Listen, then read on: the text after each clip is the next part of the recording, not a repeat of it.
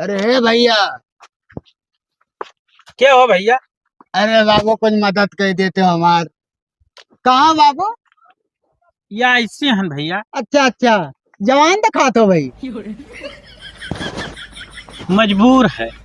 अरे बहुत मजबूर हम भैया। कहा बताइए बाबू, अपन कहानी बताए लगभग तो तोरे आँख से आंसू आ गए बाबू।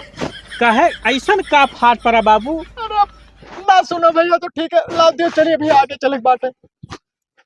ये वजिया तो हमरे दमदानी है, कहूँ न कहूँ जान पड़त है। हेलो भैया। ये तो हमारे ससुर कहते बोलत बाटे।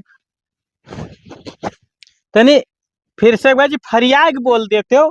अरे बाबू, भिखारी खानदानी हम नहीं हैं। समझ लो कि मतलब बनावा गए हैं हम भिखारी। अरे वो कैसे यार, ये तो अरे भंगारी, हाँ। तू तो यार हमार दामाद हो।